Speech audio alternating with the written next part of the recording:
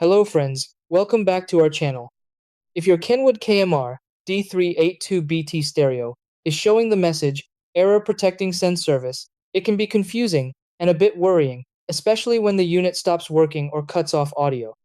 Many users think the receiver is damaged, but this message is usually a protection feature that activates when the system detects issues like short circuits, overheating, or incorrect wiring. It's basically the stereo trying to protect itself from further damage.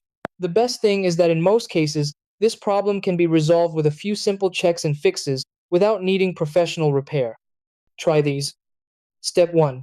Turn off the stereo and disconnect power completely. Step 2.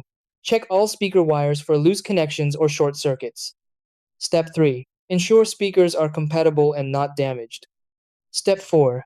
Let the unit cool down if it overheated during use. Step 5. Reset the stereo using the reset button or power cycle. Step 6. Reconnect everything and test the system again.